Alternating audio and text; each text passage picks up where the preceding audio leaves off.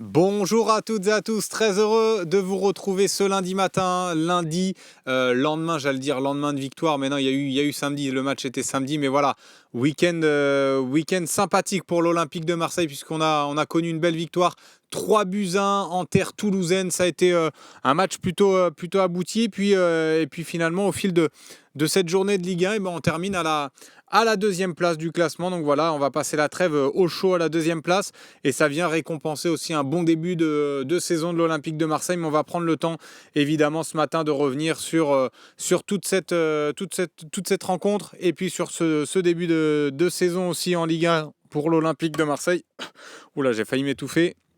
Et ben voilà, on va se prendre le temps de se saluer gentiment avec les habitués, évidemment, Kadarik, Chapacan, Steph Cool, le Berry Marseillais, tiens, qui parle du match Lille-PSG. On va pouvoir évidemment en parler un petit peu.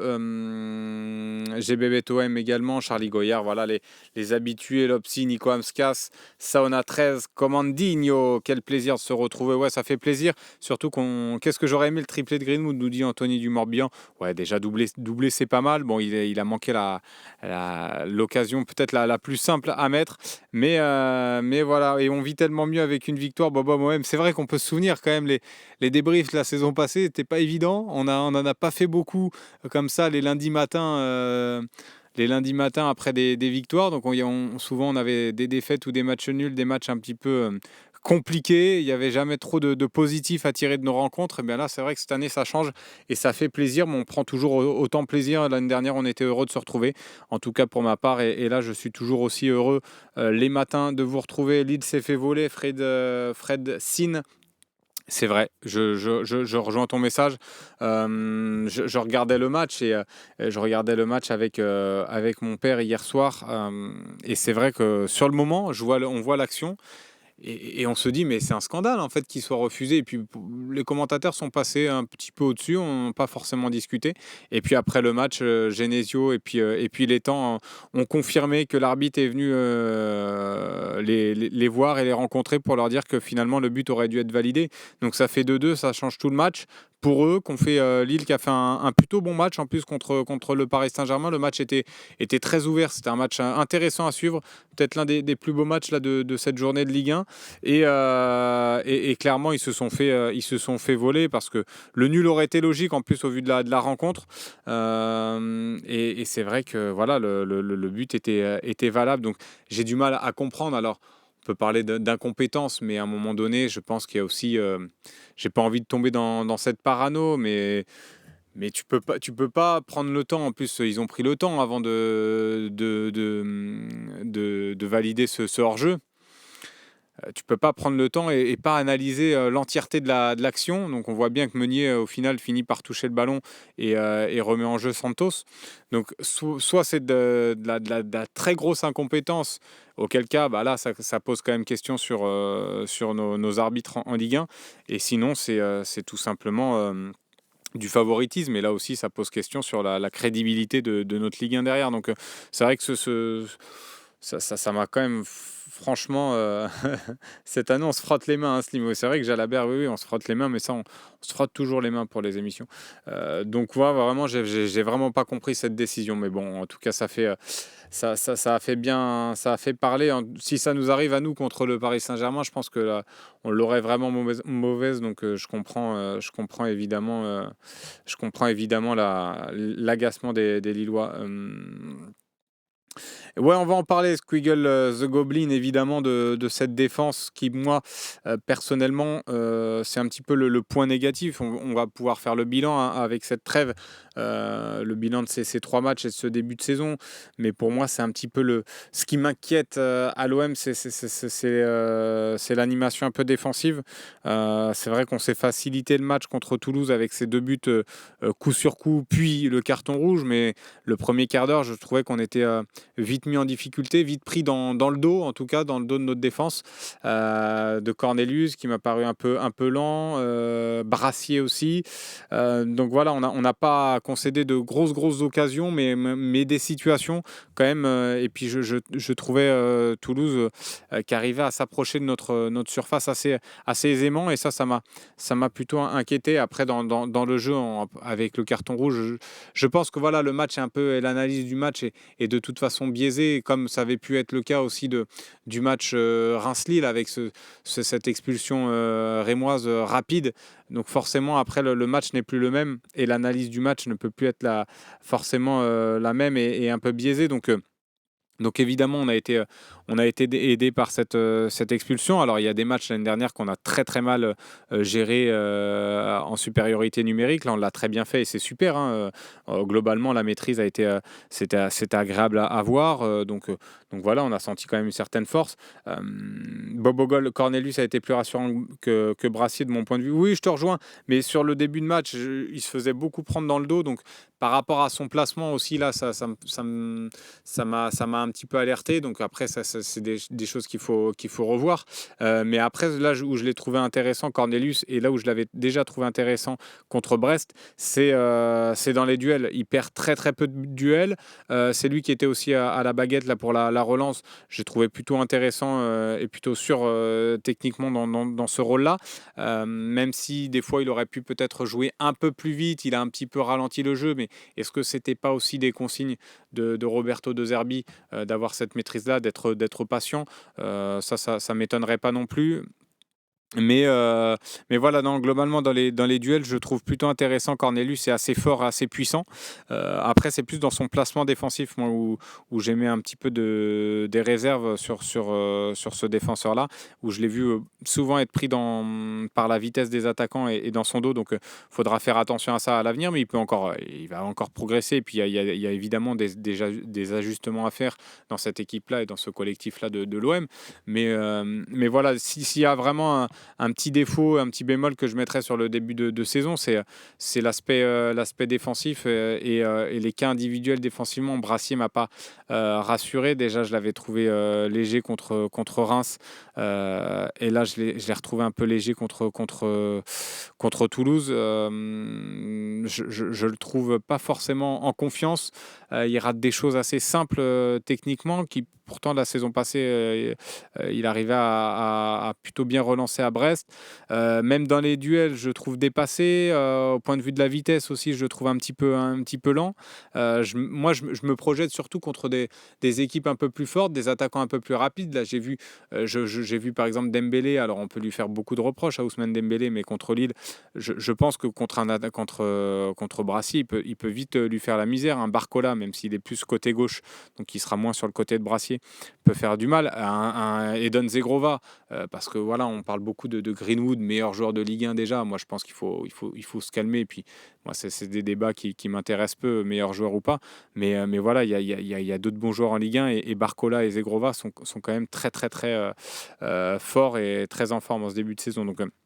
Donc voilà, contre des attaquants comme ça, Fofana également, Nico Amskat, contre des attaquants un peu plus rapides, je pense qu'on peut être mis en danger avec cette défense-là pour l'instant. Donc il y a ça qui m'inquiète un petit peu si on veut trouver un peu le négatif dans ce début de saison.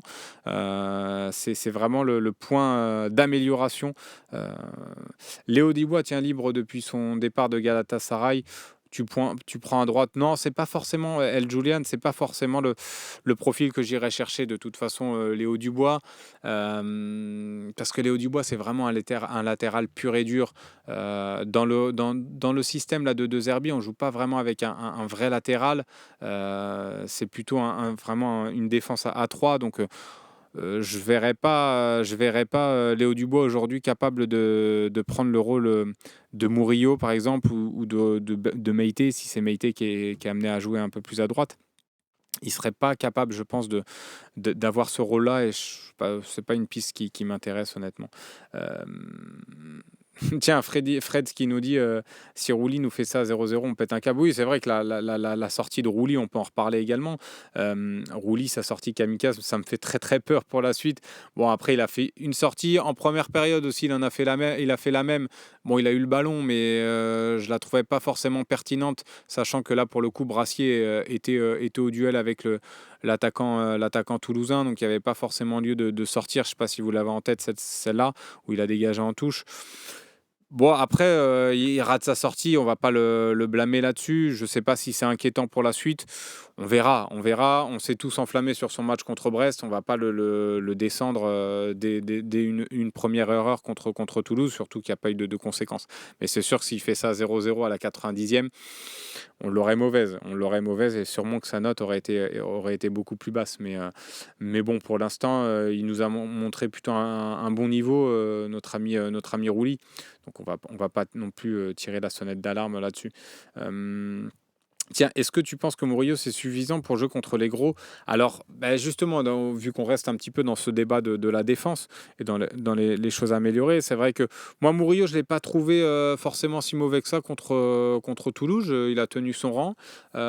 Défensivement, moi, je le trouve toujours aussi sûr. Après, c'est sûr que des fois, dans les prises de risque, dans la relance, il pourrait faire beaucoup mieux.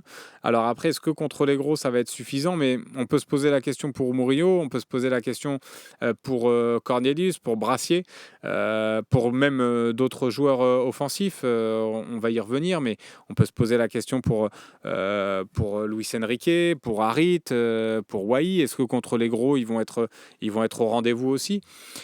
Il va falloir, c'est pour ça qu'il faut attendre avant de s'enflammer. Et ce que je disais déjà après le match contre Brest, là on a joué contre des équipes largement à notre portée, assez faibles. Reims qu'on aurait dû battre largement si Wai avait mis les occasions. Brest qui est pas des foudres de guerre non plus malgré leur bonne saison de la saison, malgré leur bonne saison dernière. Je pense que ça va être un peu plus compliqué pour eux cette année.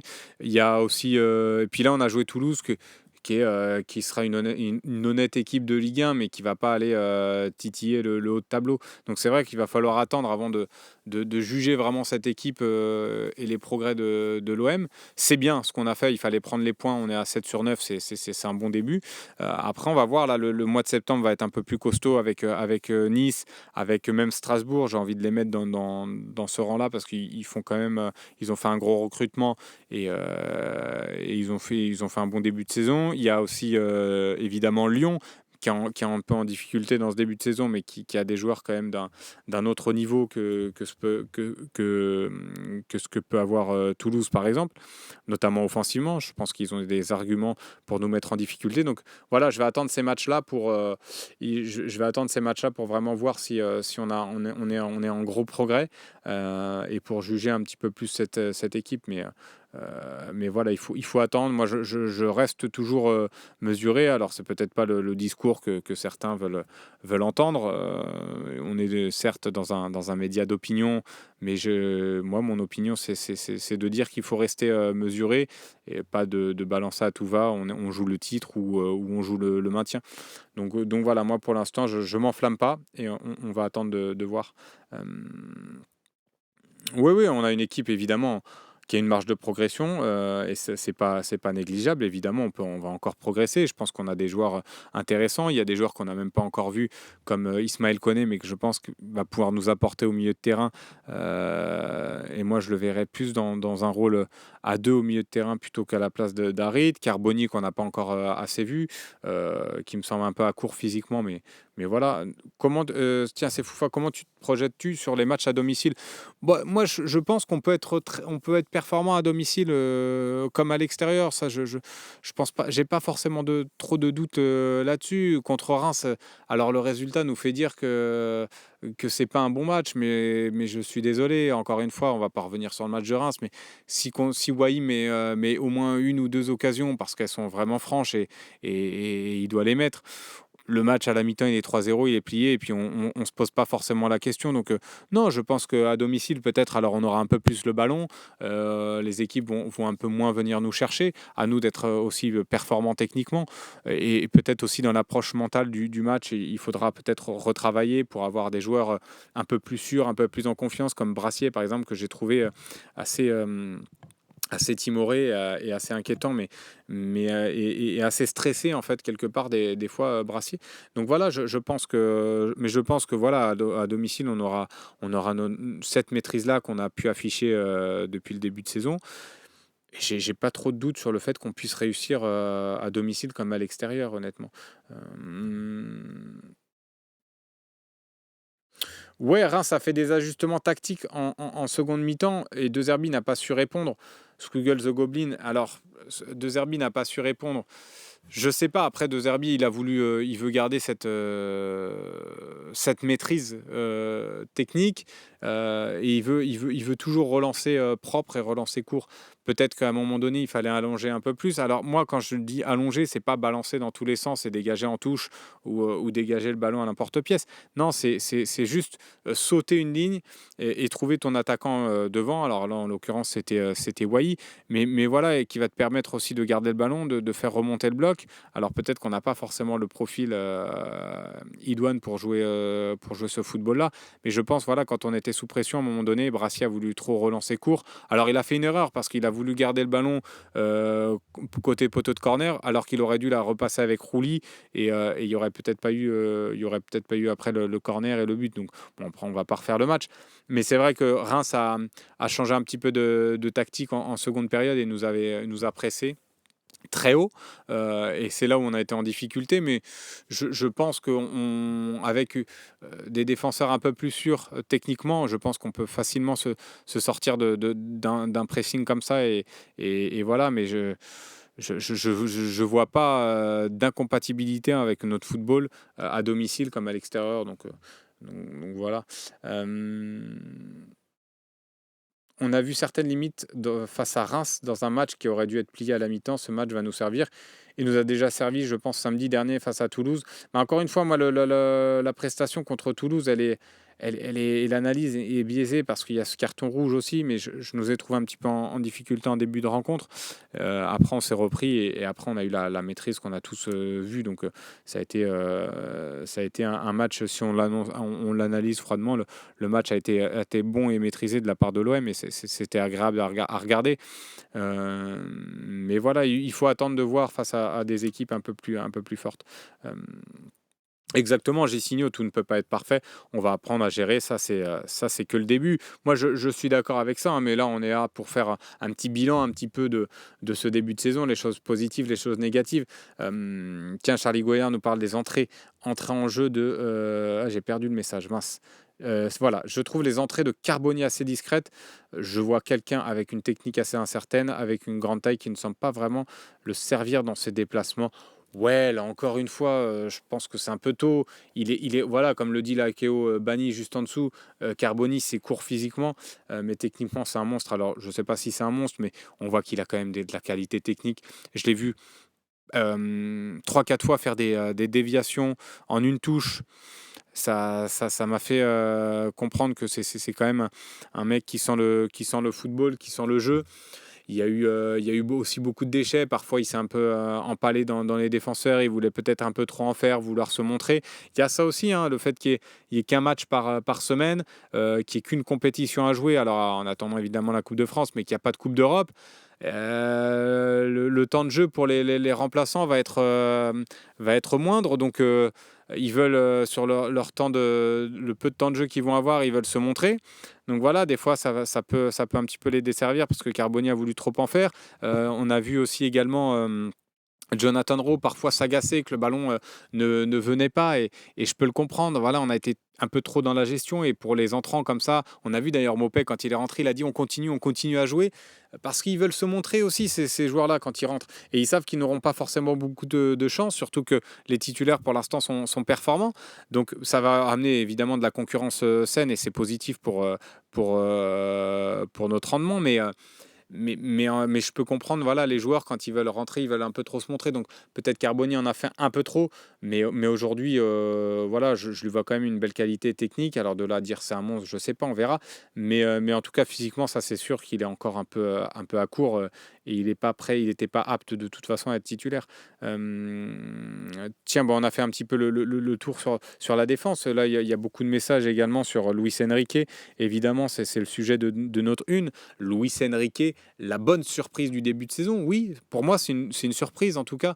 Euh, on peut dire ce qu'on veut. Il était pas forcément annoncé restant à l'Olympique de Marseille quand il revient à l'hiver. Tout le monde le voyait partir, même la direction. Finalement, voilà, Gattuso, Jean-Louis Gasset ont voulu le conserver, ont vu en lui des qualités et puis surtout un joueur capable d'apporter un peu quelque chose dans cette saison délicate, un petit peu chaotique, surtout dans un effectif court où il y avait beaucoup de blessés. Donc voilà, ça a été une opportunité pour Luis Enrique. Il a su la saisir parce qu'il n'a pas été transcendant sur ses premiers matchs et sur les matchs la saison passée, mais il a fait le job et surtout on a vu qu'il était en progrès par rapport à ses saisons précédentes à l'OM. Et puis cette préparation estivale a été bonne de la part de Luis Enrique, il a été décisif. Il a convaincu aussi Roberto De Zerbi à l'entraînement. Et puis voilà, il a fait son trou. Et puis il a été décisif aussi, il a continué à être décisif lorsque la compétition a débuté à Brest. Même si on peut peut-être, évidemment, si on regarde objectivement un peu et on veut analyser vraiment, avoir une analyse complète de ses buts, c'est vrai que ces buts contre Brest sont un petit peu chanceux. Alors, pas le deuxième il finit très bien, mais le premier, son tir est contré. Mais voilà, là, et puis contre Toulouse, je pense que ça a été vraiment son meilleur match. Si l'OM a réussi à mener au score, je pense que c'est en grande partie grâce à lui. Alors, il y a évidemment le but est magnifique de Greenwood, mais c'est lui qui a vraiment pris un petit peu le jeu à son compte avec Merlin là sur le côté gauche, ça a combiné plutôt pas mal, parce que juste avant qu'on marque, déjà il déborde sur le côté gauche, il fait un centre intéressant, et puis après c'est lui qui fait la déviation, qui amène la première situation et le premier but. Donc moi, j'ai trouvé un match très abouti de la part de Luis Enrique et je le trouve en progrès, donc c'est positif. Là, on a en plus Jonathan Rowe qui arrive à l'OM. On le voyait peut-être prendre une place de titulaire rapidement. Et finalement, voilà, ça va amener de la concurrence, comme j'ai dit, qui va être saine et tant mieux pour nous. Tant mieux pour nous. Après, encore une fois, ça reste Toulouse. Comme l'analyse que j'ai pu faire globale et collective, ça reste Toulouse, ça reste Reims, ça reste Brest, ça reste des équipes d'un niveau en dessous. Donc je vais attendre de lui le même rendement et je vais attendre de lui aussi plus de régularité dans ses performances, que ce soit pendant 90 minutes ou même au fil de la saison. Et je vais attendre de lui aussi d'avoir cette même capacité de percussion contre des joueurs et des défenseurs un peu plus costauds. Donc on verra contre Nice ce que ça va donner. Il aura un duel intéressant face à l'ancien Olympien Jonathan Klaus. Donc on va voir ce que ça va donner, mais pour l'instant, son début de saison est positif. Et positif, ça c'est indéniable. De toute façon, il serait fou de le nier. Après, je comprends, moi, message d'Aguero, par exemple, je préfère Ro, parce que, en tout cas, bon, Ro, je pense que c'est un peu prématuré pour le dire. Aguero, je me permets, mais Oro a montré de belles qualités contre Reims. Pour l'instant, on ne l'a pas non plus assez vu. Mais par rapport à ce qu'il nous a montré, on voit que c'est un joueur qui est plus capable d'aller faire mal en un contre un. Chose qui nous manque un petit peu ces dernières années à l'OM. Donc voilà, Luis Enrique, c'est encore un petit peu timide, mais il va prendre confiance aussi. Et puis le fait d'être décisif va l'aider en ce sens-là. Mais c'est vrai que Ketsan, tu as raison. Oro, on le sent beaucoup plus explosif. C'est pas peut-être pas aussi et c'est même sûr, c'est pas le même style de joueur. Donc voilà, c'est comme quand tu mets, je sais pas, City Grealish à la place de Doku, par exemple. Tu sais que tu n'auras pas le même profil de joueur. Donc ça dépend ce que tu vas rechercher aussi offensivement. Et pour l'instant, dans ce qu'on demande à Luis Enrique et ce que lui demande Roberto De Zerbi, notamment de se réaxer aussi beaucoup dans le jeu, il le fait bien. Et en plus, cette entente avec Quentin Merlin est très bonne. Donc ça aussi, ça joue en sa faveur. Donc c'est positif pour l'instant. C'est positif. Rose sera titulaire contre Nice. Je sais pas. Peut-être pas à la place de Luis Enrique en tout cas. Mais c'est vrai que En fonction de l'équipe que tu vas jouer, Roberto De Zerbi, c'est ça, c'est aussi c'est pas un entraîneur, qui ne sait pas s'adapter. Au contraire, il va s'adapter et il va aussi savoir s'adapter face à ses adversaires et contre Nice, peut-être profiter du fait que Klose soit très offensif et soit, un mauvais défenseur et de lui mettre, joueur, comme Rose, ce serait pas idiot. Donc c'est vrai que le message de 196, 98, 405 est pas bête, loin de là. Il a même du sens parce que, voilà, tu pourrais peut-être mettre plus en danger Nice avec un Raw qu'avec, un Luis Enrique. À voir ce que décidera en tout cas Roberto De Zerbi.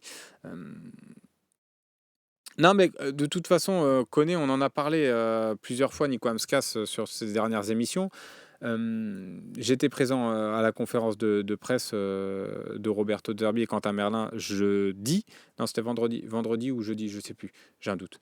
Vendredi, et le club nous a dit, voilà, ils ont fait une petite conférence avant le début de la conférence de presse. Ils nous ont dit, voilà, les blessés, l'info sur les blessés. Donc, Ismaël Koné est en phase de réathlétisation terrain.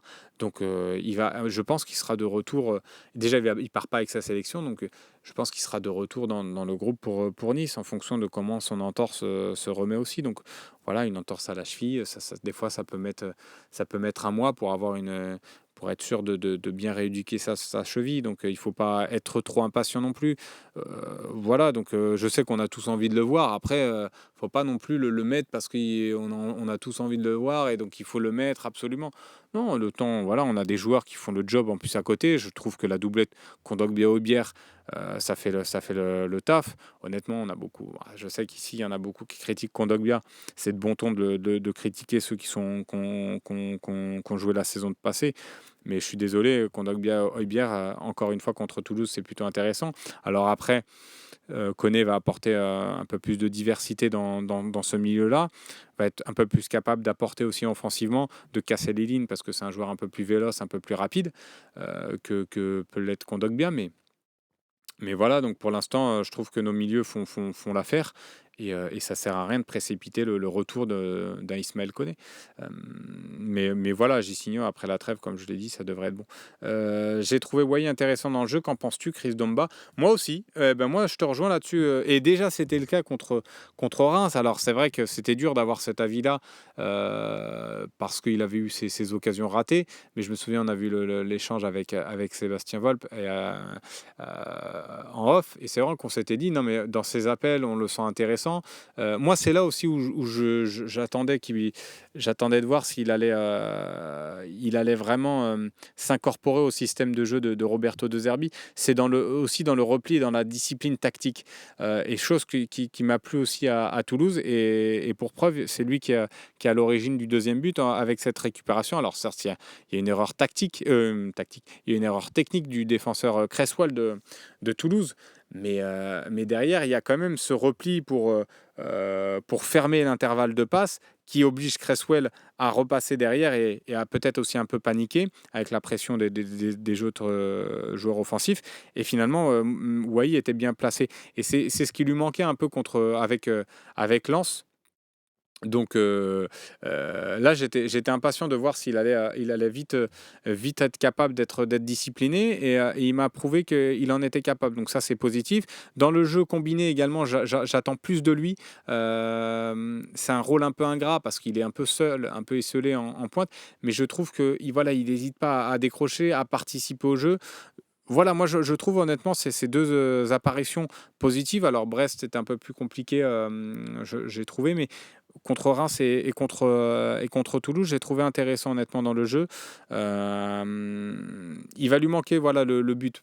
Une fois il va marquer, il va commencer à enchaîner. Dans le jeu, je parle parce qu'il a marqué contre Brest sur penalty, mais une fois qu'il va commencer à marquer dans le jeu, je pense qu'il va encore plus prendre confiance. Mais c'est un attaquant qui va nous apporter parce que c'est un attaquant qui est intelligent par ses appels de balles. Il libère aussi beaucoup d'espace. C'est vrai que quand tu regardes le match au premier abord, c'est des choses que tu vois pas forcément. Quand tu le regardes une deuxième fois et que vraiment tu te focalises sur lui et ses appels, tu vois que c'est quand même un joueur important. Enfin important. C'est un joueur c'est un joueur intelligent et qui peut t'apporter quelque chose aussi là-dessus.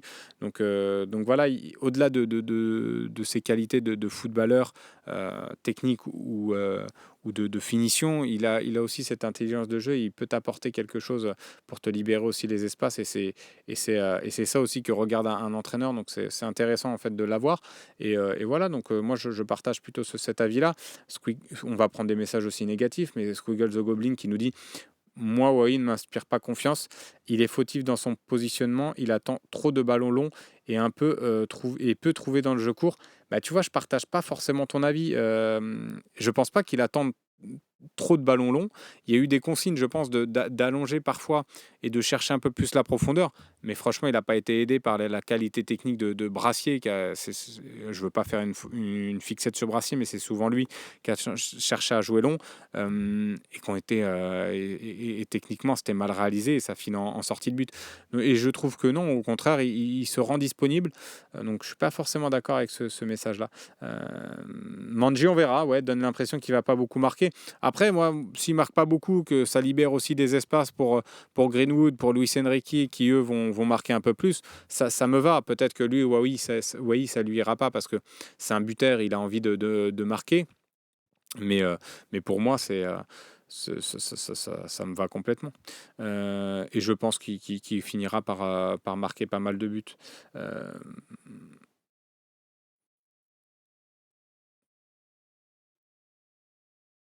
Mafioso, il faut absolument recruter derrière. Ouais, mais là, de toute façon, le recrutement est terminé. Il va falloir, de toute façon, on sait qu'on va finir, on va faire avec cette défense-là.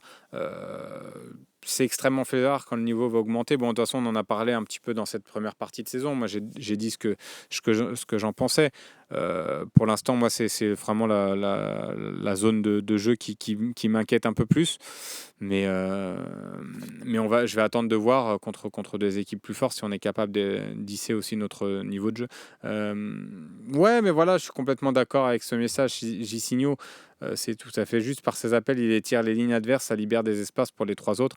Oui, ça a même libéré des espaces aussi pour Amin Harit et Luis Enrique aussi qui se réaxent beaucoup. Et je trouve que justement, on n'a pas profité de ça.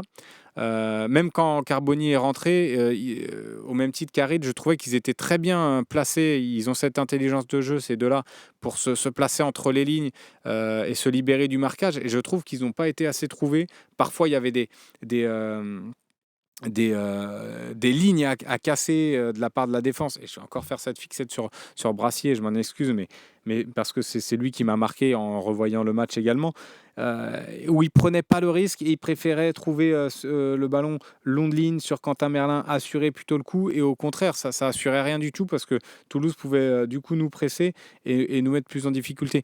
Mais c'est vrai que des fois, il y a des lignes de passe à trouver. Avec Carboni, je pense aussi, lui, qui, quand il jouera, il est capable de le faire. Avec Amin Harit aussi, qui s'est bien placé entre les lignes et qui n'a pas été assez trouvé à mon goût. Euh, donc c'est vrai qu'après, on peut lui reprocher aussi sur ce match-là, Amin Harit, un manque d'influence sur le jeu. Mais il y a aussi par moments où je pense qu'on pouvait plus le trouver et ça aurait pu peut-être nous permettre d'avoir encore plus de situations dangereuses. Hum, Moi, Cornelius, j'ai trouvé assez rassurant. J'en ai parlé, Charlie Goyard, dans les duels. Et j'ai trouvé qu'il avait une bonne lecture du jeu ensuite, par la suite du match. Moi, c'est le premier quart d'heure où j'ai trouvé en difficulté sur le jeu long et dans son dos, où il était souvent pris. Voilà, mais j'en ai parlé en début d'émission. Euh, Ouais, Danny Dan, tiens, ça c'est un beau message aussi, vu qu'on parlait d'Eli Wahi. Le rôle de neuf dans le système de Roberto De Zerbi est ingrat car il est là pour ouvrir des espaces pour les ailes.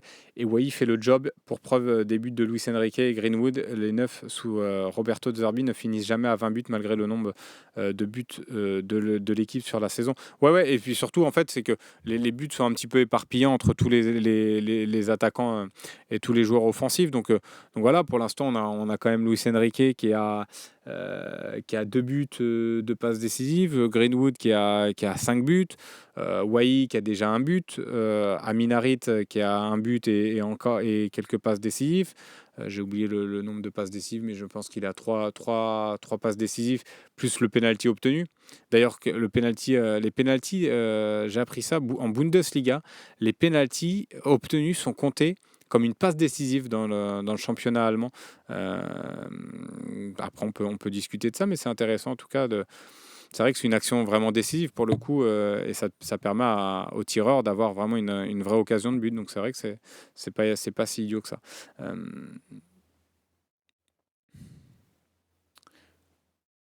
Tiens, Cosp qui dit il n'est pas pour lui le but à Toulouse. Je ne sais pas de qui tu parles. Si tu peux étayer ton message, c'est parfait. Euh,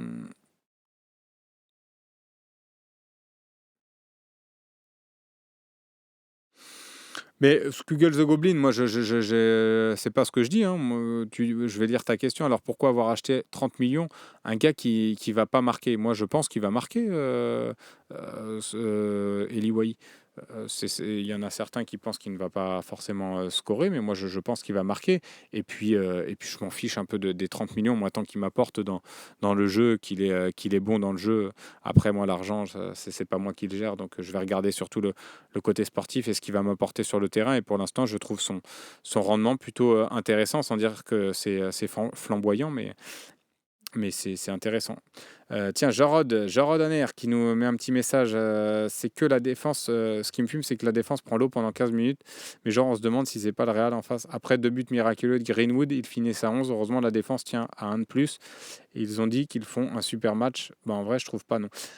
Jarod, après, voilà, mais c'est ce que je dis. Je sais pas si tu nous rejoins en cours de route. Mais moi, j'ai dit, voilà, l'analyse du match est un peu biaisée parce qu'il y a ce carton rouge aussi qui nous facilite le match, les 2 buts coup sur coup. Mais sinon, voilà, le premier quart d'heure était un peu inquiétant. Donc, moi, j'ai dit le point négatif de ce début de saison, c'est l'aspect défensif et la défense. Et on verra contre les équipes un peu plus fortes, mais je ne vais pas refaire ce que j'ai dit et redire ce que j'ai déjà dit en début d'émission. Pour ceux qui nous rejoignent en cours de route, vous pouvez vous refaire le replay, ce sera parfait. Non, non, non, Sauna 13, j'ai pas peur d'une Greenwood dépendance non plus. Je pense que. Alors, bien sûr, de toute façon, tu as toujours besoin si tu as des joueurs voilà, décisifs comme lui, tu as toujours besoin, dans les gros rendez-vous, il faudra l'avoir, ça c'est sûr et certain, parce que tu auras besoin d'avoir toutes tes forces en présence.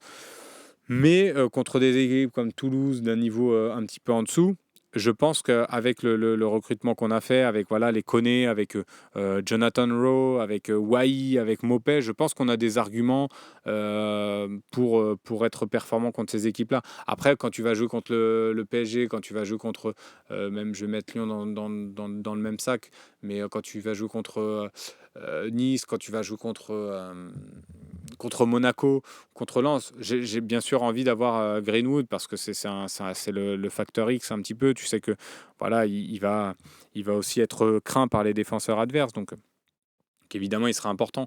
Mais de là d'avoir une Greenwood dépendance, je pense contre des équipes comme Toulouse, on pourra largement s'en passer. Euh,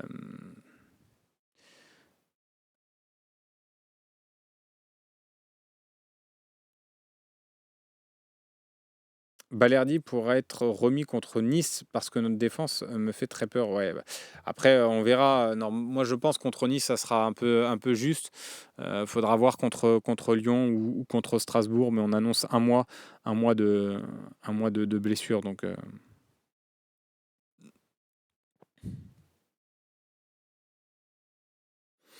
ouais, Danny Dan, mais même au-delà de sous Roberto De Zerbi, je pense que dans le foot d'aujourd'hui, il faut arrêter de voir et de juger la qualité d'un joueur uniquement à travers le prisme des statistiques. Je pense que voilà, il faut regarder, analyser la prestation d'un joueur. Alors, je sais qu'il y en a certains qui disent ouais, c'est un joueur offensif, nous on attend qu'il stat.